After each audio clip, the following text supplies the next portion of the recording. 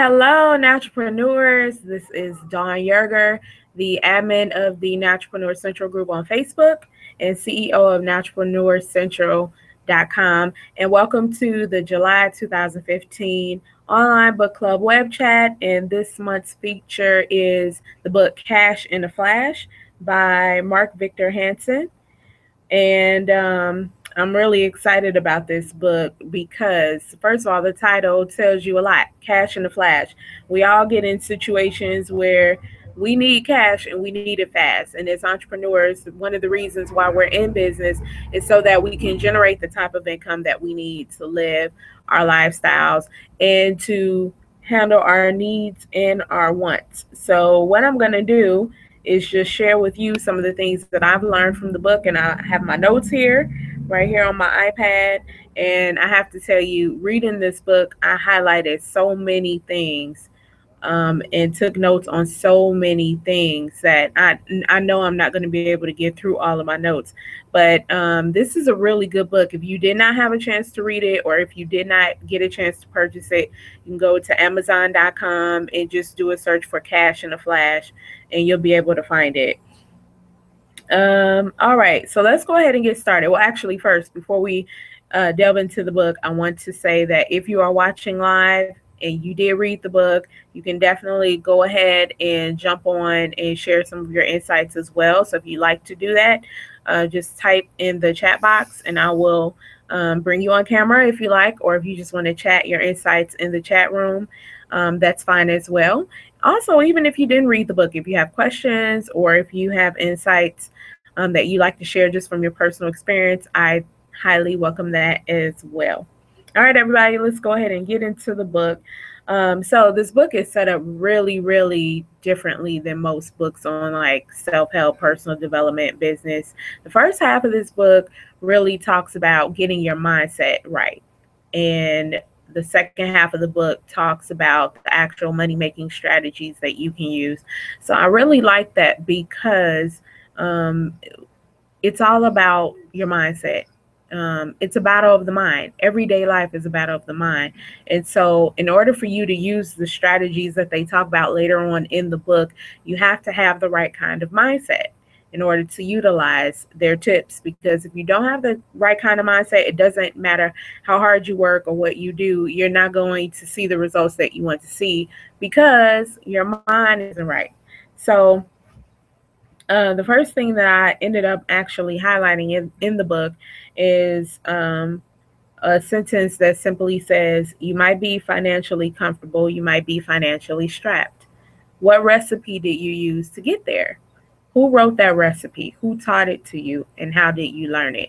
So that really struck a chord with me because all of us have money-making blueprints or financial blueprints. And by that, I mean, we have experiences and things that we were taught growing up as children, things that we saw our parents do that affected the way that we handle our money today. And so if you had a parent that was really good with money, that taught you how to save, that taught you how to invest, likely you use those habits now in your everyday life. If you had a parent that did the opposite, then that affected you too. Now, not to say that you're going to be just like your parents, but either way, if you go to one extreme or the other, whether you take exactly after them or you do the opposite of what they did affects you. And it definitely affects the way that you see money. And so the fact that they asked that question in the book, asking you to sit down and think about that, is very poignant. All right. Another thing that was really cool about the book is that they talk about making money as like baking a cake or baking your favorite dessert, whatever it is that you have in mind. Basically, they compare making money to baking. And basically, they say you have to have all the right ingredients and you have to have the right recipe, or else you're not going to make money. And so their recipe is, I can't find my highlight. But anyway, I know right here it says the first ingredient in every recipe is a clear vision of what you're trying to create. So that's a very important thing. If you know that you need money and you need it fast, you have to have a clear idea of how much you need, what you're going to do to get it, and how much time that's going to take. And they also say something about different ways to create money and create wealth. So they say that there are two basic ways to create wealth. Two basic ways to think about money. You can think about money either in chunks or in streams. And for me, and I think most of us, what I notice is that society encourages us to think of money in chunks. So you get your paycheck either every month, every 2 weeks, every week, and you have that chunk of money and you divvy it out according to your budget as you see fit. But there's also another way to think about money, and that's in streams. So when you have a stream, that means you constantly have a stream of revenue flowing to you, no matter, and it's not necessarily based on how many hours you work either. It's a constant stream, and it could be something that you've done months ago, years ago, and that you're still actually getting paid for. And that sounds pretty good, doesn't it? Well, the book also talks about um, revenue streams that are, let me get the term, residual revenue. So they point out that there are two types of money streams. There's linear streams and residual streams. So the linear stream, you know what that is. It's the everyday 9 to 5. I get my check. I put in this number of hours for this amount of pay. Residual means you may complete an action and you can still make money off of that action, and it's not tied to how many hours you worked. So, for example, authors. An author can spend, let's just say they spend 100 hours working on a book, everything from researching to writing to editing, all of that. They spend 100 hours working on this book. But once the book is produced and it's out there and people are buying it, people can buy that same book for years upon years upon years. And the author, depending on how their setup is with their publisher, they will make money from that book for years to come. And there are other ways that you can make residual income. And I personally, I'm interested more so, especially nowadays, in residual income. And as an entrepreneur, I'm always looking for ways to make extra money. That's why in the Naturalpreneur Central Group, I decided for the month of July to focus on multiple streams of income. And I know I'm not the only one out there. And most of us, we have our main jobs and then we have our side hustles. We have different projects that we do. Some of us may even freelance.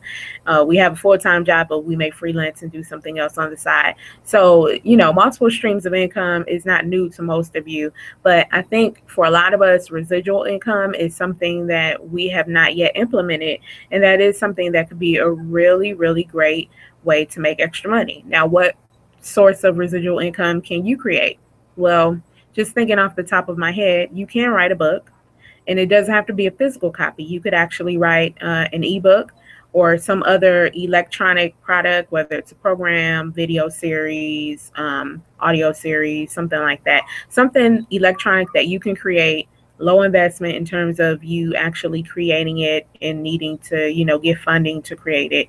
Something that you can create based on your own knowledge and experience, and you can sell that and have it for sale and make money off of that. You set up a website, as long as you continue to bring traffic to it, that could be a great source of residual income. Now, of course, I can't tell you what to base your product off of, or what your product should be about. I can't tell you that because I don't know what you're an expert in or what information about. But that's something to consider, even for those of you out there who have products. In the group, if you're an entrepreneur and you have a product line, there may be something that you can create as an information product, an electronic product, where you can make residual income. Let's see, what's another way to make residual income? Joining companies as an affiliate. So for those of you in the group who may be bloggers or YouTubers, or any other source of online media, you can partner with some companies and make a certain percentage of a sale if you partner with that company and you promote them on your website. So you may do reviews for them, you may post ads, you may do whatever means you have to promote on your medium.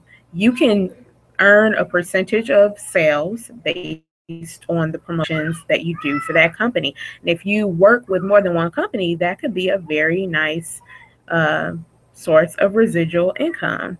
Another way that you can make residual income is through YouTube, making YouTube videos and monetizing those. Now, I remember some years ago when I first got started with Natural Light Radio, I remember becoming a YouTube partner was like such a big deal. Now, back then, I was not a YouTube partner. I am now, but back then, I was not a YouTube partner, and it was like a big deal if you became a YouTube partner because that meant that you could monetize your videos and YouTube would give you a percentage of revenue based on their ad sales. Nowadays, it's easier to become a YouTube partner. I think almost anybody who joins YouTube now can monetize their videos. But even still, even though the door is open for basically anybody to become a YouTube partner, I think it's great. That can be a great source of residual income if you're willing to make excellent content on YouTube and create videos on a consistent basis and you monetize those. You can make some money from YouTube. Let's see. I don't know. If you all have ideas about residual income, definitely post that in the group or contact me via email. You can contact me at naturalpreneurcentral@gmail.com and give me your ideas because I love talking about this stuff and I love brainstorming with other naturalpreneurs and figuring out what will work for them in their businesses. And everybody is different. Everybody has different skills and talents and just different businesses in general. So, I'm throwing these tips out there, but depending on what you do and what your business is, there could be something that may be a better fit for you. All right, so let me get back to the book. And you all know our chats are only 30 minutes, so I'm not going to hold you all long on here. But as I said before, if you want to chime in, you have something to say about the book or maybe some tips about multiple streams of income, just let me know in the chat and I will bring you on to the live video. All right, so I have to admit to you all that I did not finish this book. But I did skip ahead a little bit to go to the second half of the book because I wanted to see what specific tips that they had on making money. And so just a few things that I noticed is that they talk about problems being opportunities and the fact that your problems are your solutions. And so when it comes to making money, all entrepreneurs tackle a problem. All entrepreneurs, if you're thinking about making extra money, you need to figure out what problems are even in your life, what problems that you face every day, and what problems that those who you want to serve as customers, what problems they face every day. And once you can pinpoint that and position yourself as a solution and a resource, it will be very easy for you to make money. So I like the fact that the book points that out, and it's all about how you look at a problem. If you take inventory of whatever problems or challenges you're going through in your life right now, if you look at it from a different perspective, you may find that it's actually a way for you to make extra money. For example, let's say that you constantly lose your keys, and every time it's time for you to leave your house, you cannot find your car keys. And you look everywhere, and then, you got a few minutes left before you have to get to wherever it is that you're going. Then you finally find your keys, and it was somewhere that was so obvious. Well, maybe you decide to tackle that problem by creating an app that helps you find your keys. I don't know. I'm just throwing something out there. Or you create some other little device that you can connect to your phone or something that will allow you to find your keys, or you're able to locate your keys at all times. Or you could just set your keys down somewhere simple where, it's obvious right by the door. I don't know. But the point is, if you have the right kind of mindset and you're solution oriented, you can look at your problems in a way and you can tackle them in a way that becomes very helpful, not just to you, but to other folks. And more than likely, you're not the only one with whatever problems that you have. You can look at those problems and find a way to turn them around to benefit you and benefit other people. Just even something as simple as natural hair. The natural hair movement spurred from the fact that people got tired of their hair being unhealthy from relaxers, and they wanted to know, is there a better way for me to take care of my hair? And so from there, people started experimenting and researching, and then they said, okay, well, I'm finding results. Let me put this on YouTube, or let me put this on a blog, or in my case, let me share this through a radio show, which is what I did through Natural Light Radio. So, find out what the need is, find out what the problems are. Sometimes you may have to go into a group and start asking questions, or just look at what folks are talking about in the group. What problems are they having? What challenges are they facing? And if it's something that you can identify with, and if you don't know the answer, if you're willing to research it and put in the time, that could end up being a way for you to make money. Or if you are an expert in that area, you can create something that will directly address and answer whatever their problem is. All right, I'm going to find one more really good tidbit from the book. And let's see.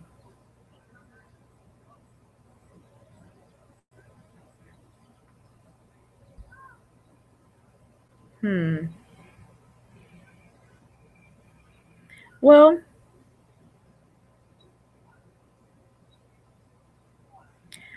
this last point is simply a question. It's a really good question. And it says, what do you know that others might be willing to pay you to teach them? Now, I know for me, I think like, I don't know. I mean, the thing about that question is, we don't think that our knowledge is valuable most of the time. And believe it or not, most of us discount ourselves in what we know. And part of that is because we think that because we understand it and we find it so easy that it's common knowledge. That, I mean, everybody knows how to do that. But if you think, take inventory of what it is that you know, take inventory of your skill and your talent, find and know what you know.